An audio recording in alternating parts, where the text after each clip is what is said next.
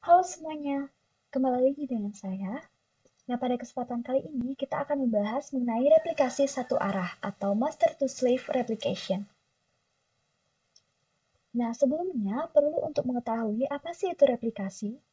Nah, replikasi merupakan suatu metode atau cara untuk melakukan copy serta pendistribusian data dan objek-objek database dari satu database ke database lain yang lokasinya terpisah secara fisik. Nah, replikasi ini bertujuan untuk melakukan sinkronisasi antar database sehingga konsistensi data itu dapat terjamin. Nah, dengan replikasi, data dapat didistribusikan ke lokasi yang berbeda melalui koneksi jaringan yang sifatnya lokal ataupun publik. Nah, ada pun dua jenis replikasi. Yang pertama itu ada replikasi satu arah atau master-to-slave replication. Yang kedua, ada replikasi dua arah atau master-to-master replication. Jadi pada video kali ini, yang akan saya bahas yaitu mengenai replikasi satu arah. Nah, apa sih itu replikasi satu arah?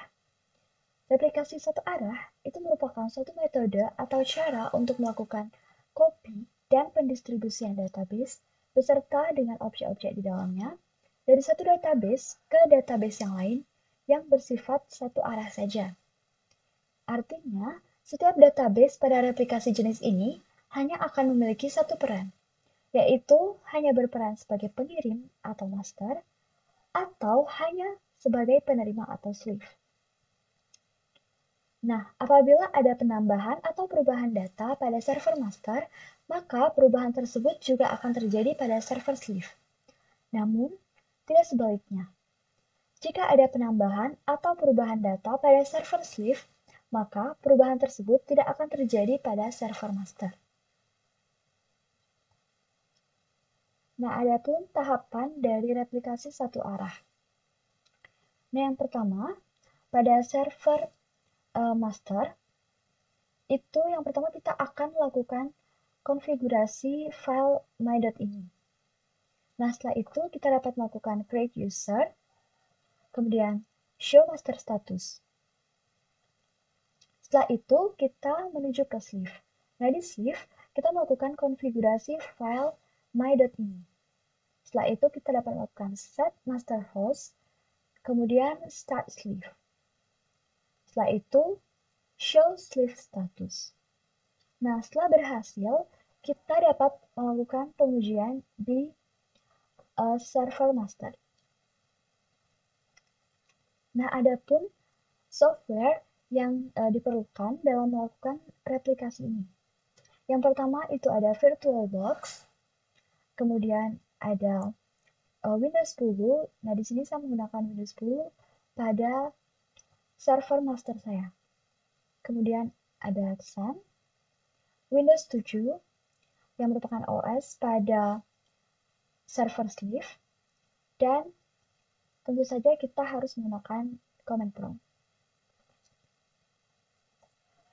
Oke, untuk selanjutnya langsung saja saya akan mencontohkan penerapan dari replikasi satu arah ini.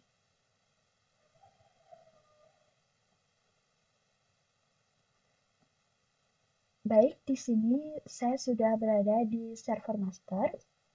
Yang pertama kita lakukan yaitu kita matikan terlebih dahulu Windows Firewall-nya. Di sini kita cari Windows Defender Firewall. Kemudian change notification setting. Dari sini kita sudah turn off Windows Defender Firewall. Jadi tujuannya itu agar nanti kita tidak dicurigai oleh komputer kita. Kita klik OK. Kita close saja. Kemudian menuju ke server sleeve. Nah, sama seperti tadi kita cari Windows Firewall. Setelah itu menuju ke change notification setting. Nah, di sini saya sudah melakukan turn off pada Windows Firewall. Kita OK, kemudian kita close.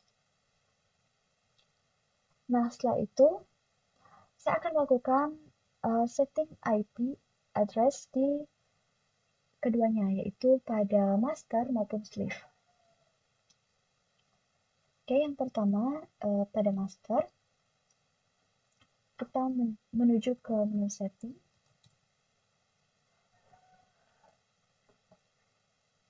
Network and Internet. Change adapter option. Kemudian di sini kita pilih VirtualBox. Properties. Kita pilih Internet Protocol version 4. Nah, di sini saya sudah melakukan pengaturan terhadap IP-nya, di mana IP address yang saya gunakan pada server master yaitu 192.168.1.2. Untuk subnet mask-nya itu kita biarkan saja full seperti ini. Kemudian untuk default gateway-nya itu saya menggunakan 192.168.1.12. Nah, default gateway ini nantinya akan saya setting menjadi IP address pada server sleeve. Nah, tujuannya itu agar keduanya itu dapat terhubung. Oke, kita klik saja OK. Kita close. Nah, setelah itu kita akan melakukan setting pada server sleeve. Kita menuju ke server sleeve. Dan di sini kita ketikkan. Kita menuju ke setting. Kita langsung saja ke network ya, di sini. Nah, di sini kita cari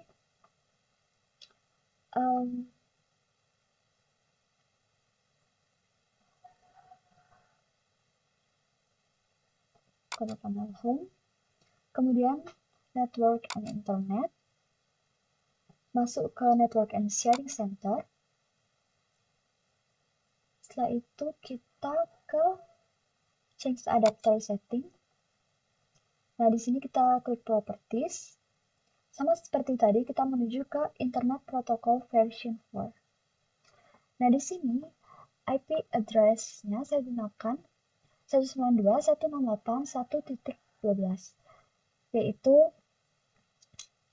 nah, yang menjadi IP address di sini itu merupakan default gateway dari IP server master saya. Sama seperti tadi, untuk default gateway di server sleeve-nya, itu saya menggunakan IP dari server master. Selanjutnya kita klik OK, kita close. Nah, setelah itu kita menuju ke command prompt.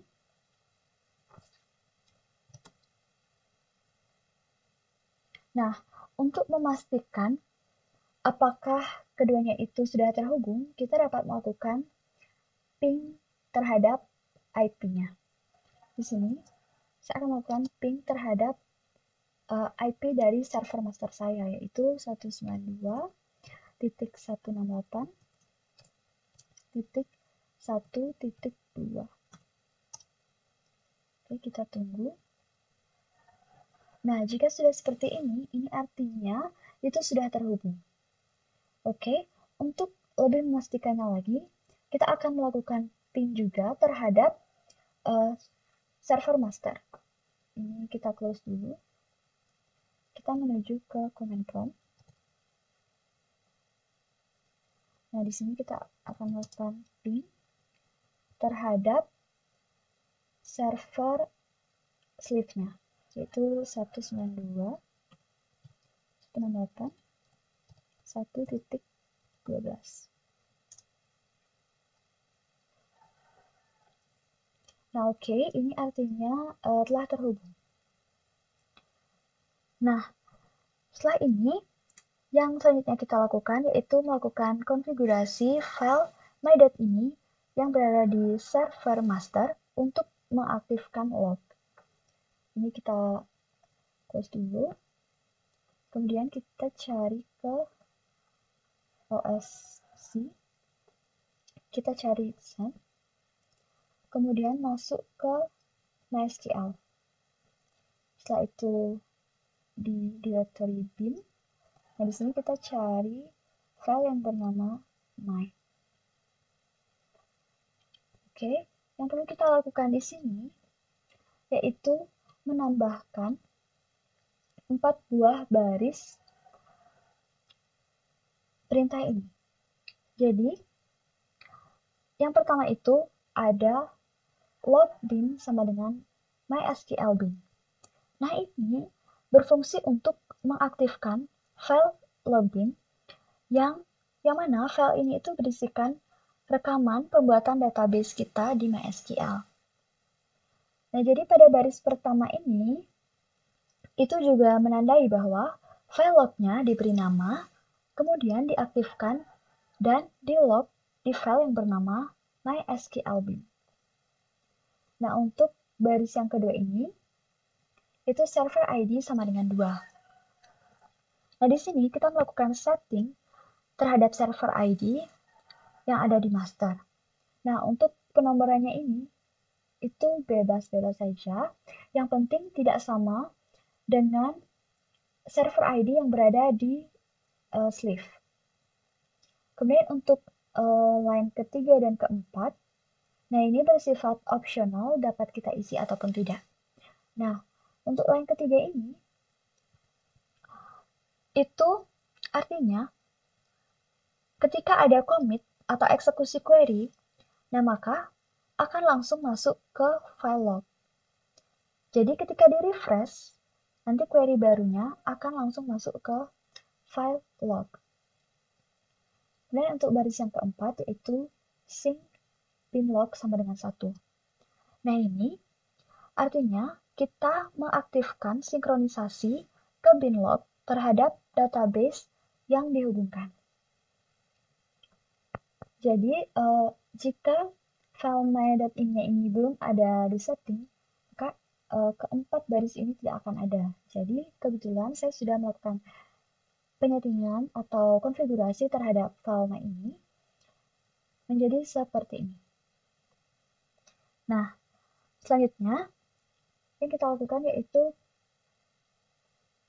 kita harus save dulu ini, kemudian kita bisa close, dan kita akan mengaktifkan exam-nya. Jadi di sini kita cari exam,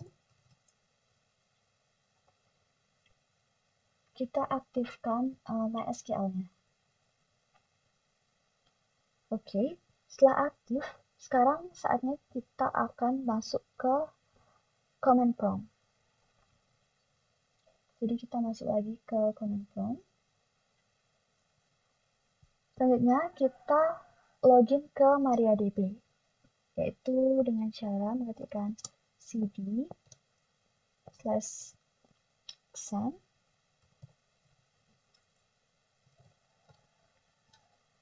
bin.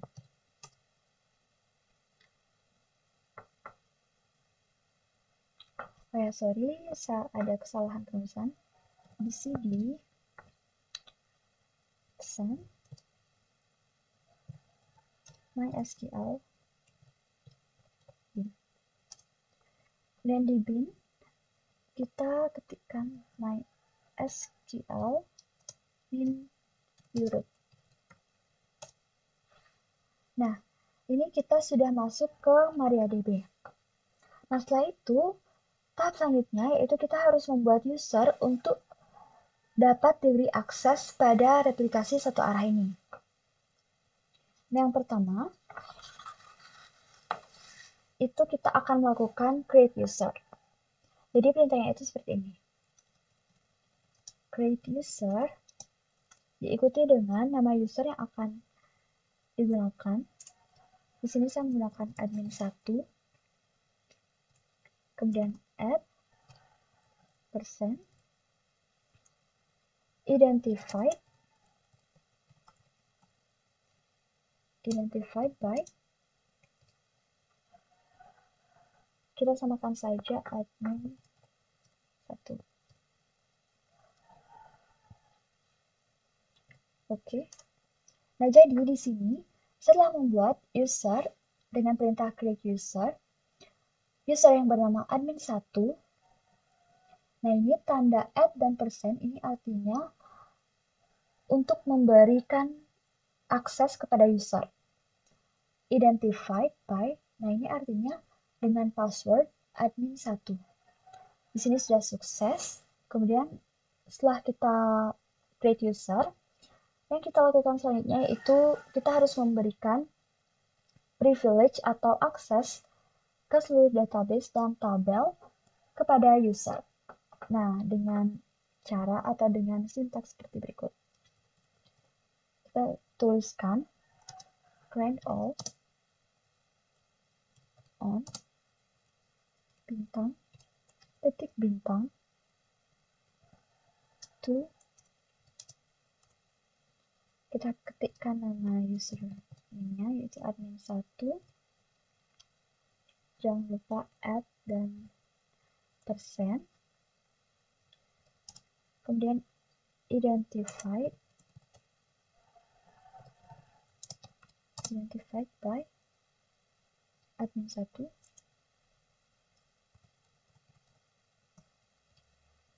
identified by admin1. Nah, di sini artinya kita itu memberikan semua privilege grant all on bintang titik bintang. Nah, bintang di sini itu yang artinya database dan tabel kepada user yang bernama admin1, kemudian dengan password admin1 juga. Nah, setelah berhasil memberikan privilege, selanjutnya yang harus kita lakukan yaitu flush tabel with read log.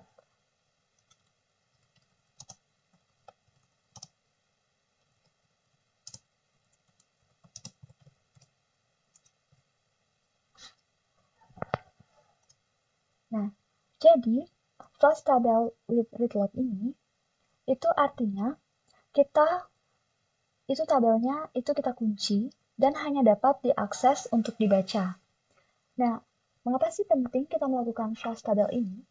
Jadi fungsinya itu agar ketika ada user lain yang mengakses database, itu posisi file login kita itu tidak berubah. Jadi itulah fungsi untuk melakukan flush tabel with read log. Jadi aksesnya itu hanya untuk dibaca saja. Nah, kemudian yang kita lakukan itu show master status.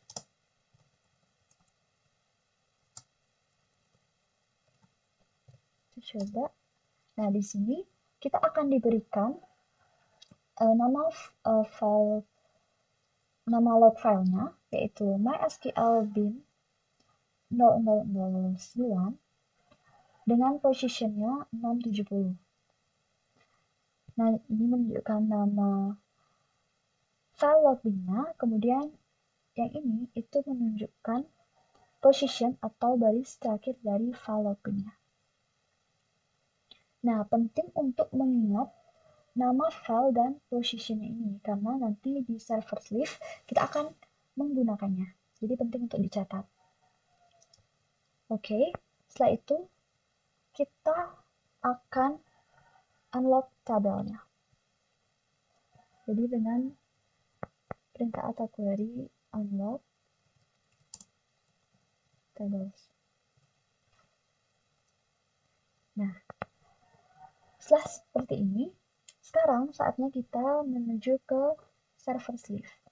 Ini kita minimize saja, kemudian kita menuju ke server sleeve. Nah, di sleeve, yang pertama kita lakukan itu adalah kita harus melakukan konfigurasi terhadap file my ini. Jadi seperti tadi, kita cari di sini, di exam control panel juga bisa dilakukan config mysql. Nah, menuju ke my ini.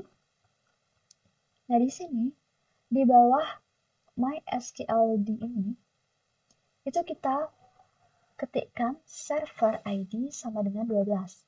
Jadi untuk angkanya ini bisa bebas, yang penting berbeda dengan yang ada di server master. Jadi di sini saya menggunakan server ID-nya itu 12. Nah, setelah itu kita save. Ini bisa kita close. Nah, setelah kita melakukan konfigurasi terhadap file my.ini, selanjutnya kita dapat mengaktifkan MySQL yang ada di SAM ini. Kita start. Kita tunggu sebentar. Nah, sudah berjalan atau sudah bisa di start. Selanjutnya kita menuju ke command prompt lagi. Nah, di command prompt itu kita dapat melakukan login dulu terhadap MariaDB.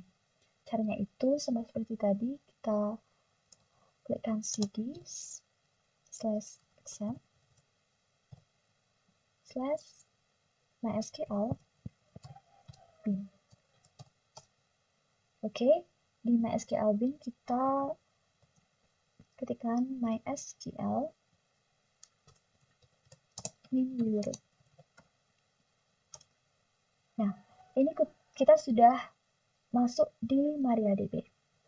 Nah, sebelumnya untuk memastikan tidak ada sleeve yang sedang berjalan, jadi kita dapat melakukan perintah stop sleeve terlebih dahulu. Jadi kita ketikkan query stop sleeve. Nah, di sini sudah sukses. Selanjutnya yang kita lakukan di sleeve itu kita mengubah masternya. Jadi dengan perintah change master to, yang pertama kita ubah yaitu master host. Yang mana master host ini kita akan menuliskan IP dari server master, yaitu 192.168.1.2. Setelah itu tanda koma, kemudian master user itu nama user yang telah kita buat tadi, yaitu admin1, koma, kemudian kita akan melakukan pengubahan terhadap master password. Nah, di sini kita ketikkan juga password yang tadi kita buat di server master, yaitu admin1. Selanjutnya, master port.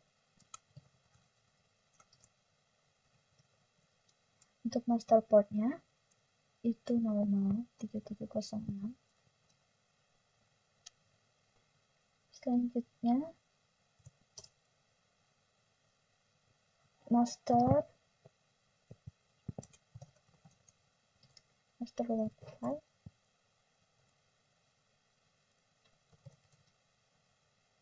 Nah, untuk master log file ini kita harus mengetikkan apa yang tadi ada di server master, yaitu nama log file yang ini, itu mysql bin 000009.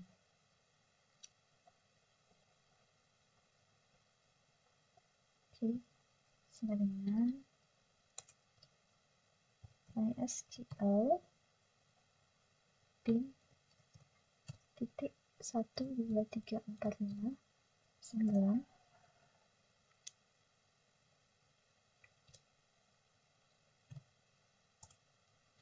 Nah, setelah menuliskan master log file, kita masuk ke master log post.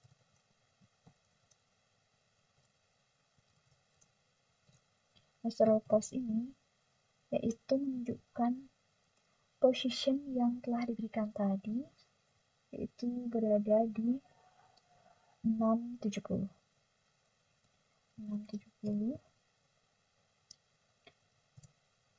Kemudian ada master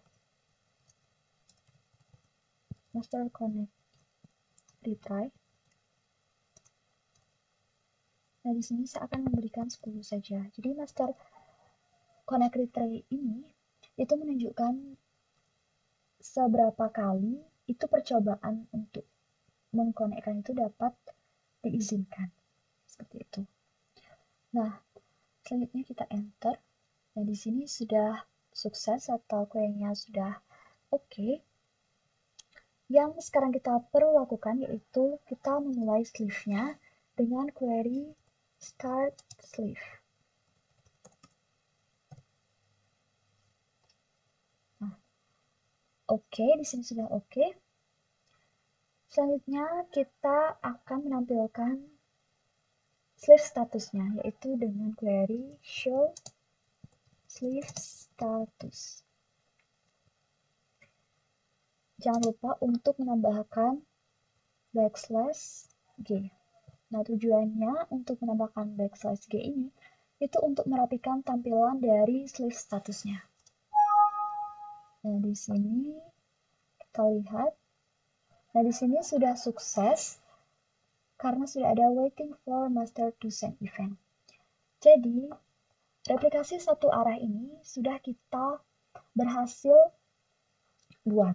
Nah, selanjutnya perlu untuk melakukan pengujian apakah ini sudah benar-benar berjalan lancar atau tidak. Jadi, untuk melakukan pengujian, saya akan kembali lagi ke server master. Nah, ini sudah kita kembali ke server master. Kemudian di sini saya akan mencoba untuk membuat database. Nah, sebelumnya kita akan melakukan perintah show database terlebih dahulu untuk melihat database apa saja yang sudah ada di sini. Nah, jadi ini dia beberapa database yang ada di laptop saya. Nah, selanjutnya saya akan membuat database dengan perintah create database.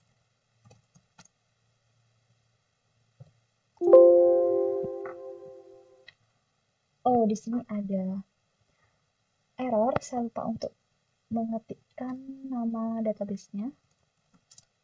Create database. Nah, nama database-nya itu DB Restoran.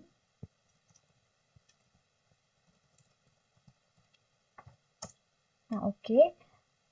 Selanjutnya kita akan melakukan show database di sleeve.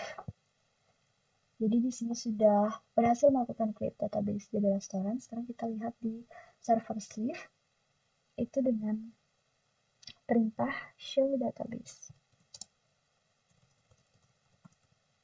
Show database. Kita lihat, nah di sini DB Restoran itu sudah ada, artinya data yang kita masukkan tadi di server master itu sudah diterima atau sudah ada di server sleeve. Nah, selanjutnya saya akan melakukan perubahan lagi pada server master, yaitu dengan membuat tabel. Oke, kita close dulu yang di sleeve. Nah, di sini saya akan menggunakan database-nya itu dengan use, yaitu kita use dulu DB Restoran. Nah, oke. Di sini kita sudah berhasil menggunakan DB Restoran. Kemudian, saya akan membuat sebuah tabel, yaitu tabel menu. Dengan perintah create tabel, disertai dengan nama tabelnya, yaitu TB menu. Nah, di dalam tabel menu ini, itu ada ID menu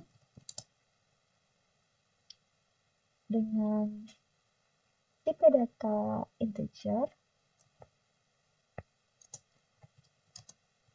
node menu, auto increment, dan kita jadikan dia sebagai primary key. Dan terdapat nama menu dengan tipe data varchar. Kemudian yang terakhir di sini saya akan menambahkan harga yaitu dengan tipe data integer. Nah, setelah kita berhasil membuat tabel TB menu, saya akan coba mengetesnya di server Slift. Apakah dia sudah terlihat? Nah, di sini kita use dulu database yang tadi kita buat, yaitu db restoran. Nah, sudah berhasil, kemudian kita lakukan show tables. Nah, di sini tabel menu sudah berhasil muncul di server Slift. Nah, selanjutnya saya akan coba untuk melakukan insert pada server master. Ini kita minimize dulu.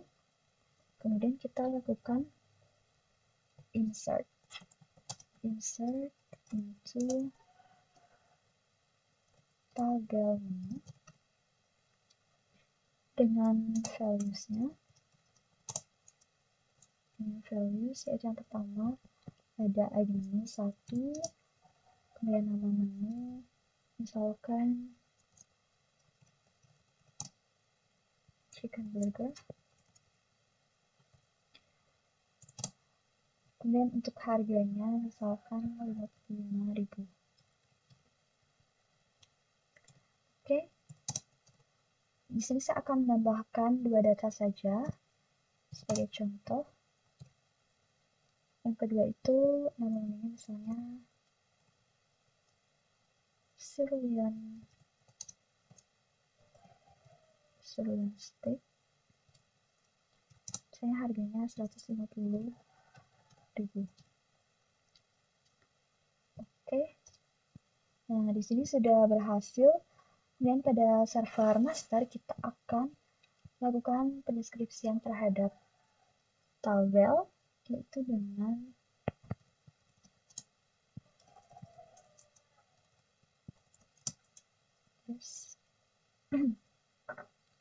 tb menu. Itu nama tabelnya, yaitu tb menu. Nah, di sini datanya sudah masuk. Sekarang untuk mengeceknya lagi, kita akan melakukan pengecekan di server Slift-nya. Kita kembali lagi ke VirtualBox. Kemudian kita ketikkan perintah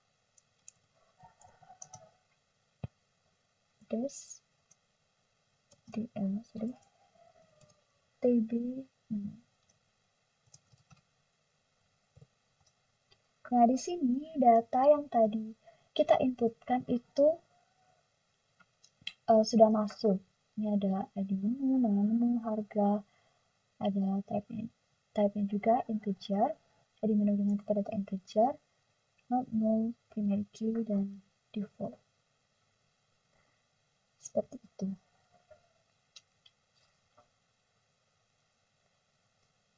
Oke, jadi untuk replikasi master to Slift atau replikasi satu arah ini sudah berhasil kita jalankan. Jadi, data yang berada pada server master itu telah berhasil tertampil juga pada server Slift. Nah, di sini saya akan melakukan pengujian lagi, yaitu dengan kita melakukan perubahan pada server Slift. Nah, saya ingin lihat apakah di server master itu juga akan terjadi perubahan atau tidak. Jadi caranya saya akan membuat sebuah tabel lagi di server Slift, yaitu dengan perintah create table. Misalnya saya akan membuat tabel pegawai. Create table pegawai. Dengan isinya yaitu ada ID pegawai dengan tipe data integer seperti tadi, maupun auto increment, primary key. Kemudian selanjutnya itu ada nama dengan tipe datanya varchar dengan panjang aturannya itu 50. seperti itu. Nah, di sini query sudah oke. Nah, di server Swift kita akan melakukan show tables. Nah, di server Swift, tabel yang muncul itu ada tabel pegawai dan tabel menu. Sekarang saya akan melakukan pengecekan di server master. Apakah tabel pegawai ini terlihat atau tidak. Jadi datanya akan muncul atau tidak. Kita kembali ke server master, kemudian kita lakukan perintah show table. Nah, di sini yang terlihat hanya TB menu. Nah, mengapa demikian? Nah, ini terjadi karena replikasi yang kita lakukan itu adalah replikasi satu arah. Jadi, data yang berada pada server master akan dapat terlihat pada server Swift. Nah, jika ada perubahan pada server master, otomatis di server Swift juga akan terjadi perubahan. Namun, jika ada perubahan pada server Swift, maka perubahan itu tidak akan muncul pada server master. Karena replikasi yang terjadi itu hanya satu arah, bukan replikasi dua arah. Baik, sekian yang dapat saya sampaikan. Mohon maaf apabila ada kesalahan. Akhir kata, saya tutup dengan terima kasih.